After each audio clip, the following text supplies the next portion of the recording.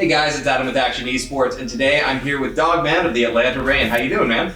I'm all right. Yeah, just got a loss to Chengdu, so yeah, doing decent. Unfortunate, but you look to be in good spirits, so we'll carry on. So today I wanted to talk to you a little bit about some of your perspectives that you have on the league and Tier 2 scene specifically. Since you've kind of acted in a role, a multifaceted role in various kind of disciplines within Overwatch, I think you're uniquely qualified to kind of address some of these issues. But to start, can you tell me how has your multifaceted perspective changed how you approach being a player in regards to the league? I'd say probably respecting the management side more, not necessarily respecting them more, but like, I guess more, I have a better understanding of it, like, and how much like difficulty even goes into something like scheduling. So like that sort of gives me this like respect towards them and you know, I understand, and gratitude, I guess, even though when they're late or like when somebody cancels or something like that, you know, it's easy to be understanding, I guess. Whereas most players might be like, oh, why did we cancel? And then maybe flip out over it or something. It's easier to understand, I guess, when that type of stuff happens. Fair enough. How has playing on the ATL Reign differed from other teams you've been on in the past, in both like the feel of the team and the organization? I guess there's a lot more resources for one, and then for two, I get to play with a lot of the people I was fans of before. I don't necessarily think I was a huge fan of Dusttin before, but you know, obviously he was a big public figure, so you know, I was looking forward to playing with him. And then Dako and Pokpo, I was big fans of Elba Mystic, and they were a really good team in, you know, Korean Contenders. And then Masa, I really wanted to play with from like tryouts and Overwatch League. So it feels like I'm playing with a lot of stars and or stars in my eyes. So that's probably the biggest difference between, you know, this team and maybe other teams in the past. Yeah, definitely. So you've talked in the past about your background in athletics and the kind of demeanor of that. How has that experience there transitioned into esports and your kind of mentality going forward in competition? I think it's pretty similar, yeah. I think when I played, like, especially football, I always played my best when I like got angry or like tilted, like something bad happened to me or something like that. The previous play, like in the last play of the game, like a guy freaking did something really dumb to me that I figured like, and I succumbed to it. Like it was really dumb and he embarrassed me. So like when I took that as motivation, like the next play I'd be like, I'm gonna freaking beat this guy, dude. I'm gonna freaking go at his nuts or something like that next play. Like, I don't know, I just wanted to hurt him or something next game. And obviously that's a very poor mentality in the long run for like professional players. You don't want to hurt people. But I took that mentality sort of similarly, where I could get into the, you know, I don't know. I'm an emotional player, I guess. So like, say in scrims, Ajax did something really dumb to me, like where he ran at me or something like that, and I couldn't kill him or something like that. Like I couldn't hit my shots. Then it would like trigger something in me, like, all right, I'm not gonna let him do that again or something like that. Like I'm gonna embarrass him this time. Hulk out a little bit. Yeah, exactly. And that's kind of that's my mentality, good or bad. It's just how I get into the sports in general. Fair enough. Atlanta on the surface seems to be kind of a volatile team, flying in the face of all predictions and power rankings with both your wins and your losses. So first of all, how do you feel about this assessment? I don't know. I don't like to give too many thoughts towards it. Like for the most part, I like tend to avoid it, or not like avoid it, but I don't really think about it. Like I know that people have their opinions and their rankings and stuff like that, put us high or low. It doesn't really matter too much to me. Like I don't really look at rankings as something that like matters too much, I guess, because like things can change with any team, I think, in Overwatch League. Yeah, we're volatile and we can lose to Chengdu and, you know, Gladiators that were doing poorly the week before, but we can beat good teams as well. And I don't know, I guess that's just my general thoughts on it, I guess. No problem. As a secondary part of that question, is it even possible to like have accurate power rankings in a league schedule that doesn't have all the teams facing each other in the same meta, or same patch at least?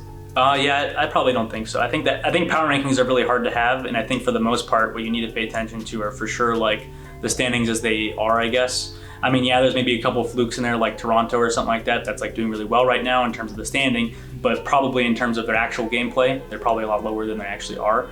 So I think things like that, like there's things that stand out, I guess. And otherwise, for the most part, I think that the standings themselves are probably the best representation of the league, I guess.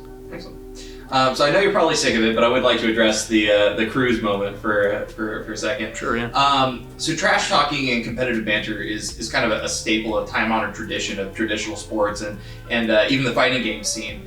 So my question is this something that we need more of in esports, and is it overall healthier for spectators and the community? I don't necessarily think it's something that we need, I guess. I guess it's more of like something that I want to do. I don't really think it's of a need, I guess. I don't know. That's the best way I could phrase it. Like I think for the most part, people are like, oh, we need trash talk, we need banter. It's like, I mean, if you want that to be interested, I guess I understand. But for the most part, my perspective is that like I respect players that don't trash talk as much, and I respect people that are themselves, I guess, on stage, and that's all that matters. Like I don't mind Double F's trash talk. I'm not like a big fan of him because he trash talks in like League of Legends, but I just respect any player that like goes on stage and does whatever they can to get into the game and be motivated, I guess, and not just sit there depressed if they start losing or something like that. You might as well get into it and have some fun. Right on. So to transition a little bit into the Tier 2 scene, you've been on a lot of teams, sponsored and not. How do you feel about the kind of grassroots Overwatch right now and its viability in Contenders? I think overall it's still pretty decent. I think it's doing somewhat well. I think that there's a lot of people that care about it, and Jane, and then some other managerial people that care about the Tier 2 scene. And I think for the most part it matters a lot, especially in terms of expansion teams coming up. So I think in its current state, with the LAN coming up and that kind of stuff, like this is a new experience for North American players to be excited about. And I know Korea doesn't have their LAN right now, but I think overall, for a global standpoint, for North America especially, I think Contenders is shaping up to be a lot better because there's more academy teams. There's going to be more academy teams, hopefully, in the future, for as many Overwatch League teams there are. So hopefully that means more players get picked up and paid. So I think overall it's looking better. Right on. So this season we've seen a lot of Contenders talent come up and do really well in Overwatch League. Is this, in your opinion, because of the success of Contenders and the Contenders system, or is it because of teams kind of putting resources into player development in the Tier 2 scene? I think a bit of column B, and I don't know if I want to say A. I think a new like thing would be that the meta. I think GOAT specifically is a lot easier for Contenders players to transfer over, and I think that the resources are really good. It's good to have good coaching in Contenders especially, but I think the second most important part is that I think GOATs is very easy to pick up, I guess, and it's not like, I mean, it is high skill cap in itself, but I think if you understand GOATs at a Contenders level, that is almost good enough to play at an Overwatch League level, I think. So I think specifically in Contenders that the meta has been a big tribute to a lot of Contenders players doing well in Overwatch League.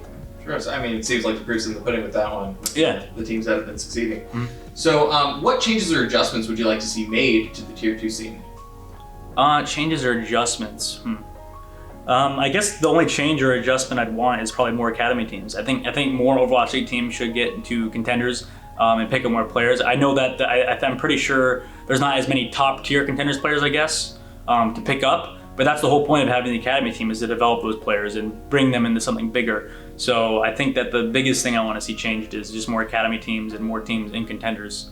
Because I think it's not only beneficial to those players, but it's beneficial to your Overwatch League team. Because if the better your academy team is, the better practice and prep you will have before your game when you have to scrim your academy team. Because like for example, we scrim our academy team before a game and we force them to run like the comps that we expect or whatever, something like that. So I think that's very important to have an academy team for, is just for that prep that you won't get otherwise. Mm-hmm. So to piggyback off of that a little bit, I know, since Overwatch League started, there was some concern about kind of the death of Grassroots Overwatch. And considering the resources that it takes to get 6 people in shape for a LAN environment, it is kind of a tough thing to approach without a sponsor. Do you think it is beneficial to maintain Grassroots Overwatch in favor of having that more balanced approach, or to really kind of double down on the sponsored, like, team-centric academy team kind of system? I think it's hard, because I think that... I know that's a loaded question. Yeah, no, well, I think the Grassroots, after playing on it for so long, I realized that, I mean, yeah, I guess, I I guess they have been putting more money into academy and stuff like that over the past couple of years. But I purposefully made myself unsponsored for like 2 years almost just to get into Overwatch League because I didn't want a buyout attached to me and stuff like that. So I think that the grassroots approach is good for teaching the basics and and how to be in a team and how to act professional, I guess. But overall, I think the money should keep going to academy teams because that's where the actual professionalism is. That's where you need to perform and have something that can be sustainable. I think the grassroots approach is I don't know. I don't think it's that viable, I guess. No problem. So as somebody who's seen this league in professional Overwatch in general, just from every different kind of point of view you can have, what do you think is the most common misconception about professional Overwatch? I think that the most common misconception is that it's all on one player, I guess. I think right now even if that player looks like they're feeding or looks like they're dying a lot, it's probably something that they discussed with their coaches. It's probably something that they did before the game, I guess. And I think that's the biggest thing is that if you see somebody dying a lot, they may have not prepared, or maybe that's a part of the strategy or something like that. It's all part of I guess one big game plan that I think people don't understand. People just like to blame a player or do something like that, and then that's I think completely false. I think that there's more to it than just blaming a player, I guess. Sure. So last question. Coaches tend to only become visible if they make themselves so, or they're say some spicy stuff to another team or something like that. Are they the real unsung heroes, and what do you think people don't understand about coaches and their relationship with their team? Yeah, I think they're probably they're probably unsung heroes. I think a lot of coaches are very good, and a lot of them do a lot of work behind the scenes for their team. So, our coaches, Silence in France, he's barely known, but he's one of the brains of our team. He's one of the smartest guys I know. So yeah, I think there's a lot of coaches that are underpraised or under talked about. There's a coach, Eternals coach, Seda. He's a really good coach. He doesn't put himself out there a lot, but he's known, I guess, for developing talent. But I think there's a lot of coaches that might even be better than him that are not as known for developing talent or doing something like that because, nobody piggybacked off the idea, I guess. So there's a lot of coaches like that. Okay, excellent. Yeah. Well, Dogman, thank you for sharing your perspectives with me. This has been really enlightening. Yeah, thanks, Adam. Absolutely. Appreciate it.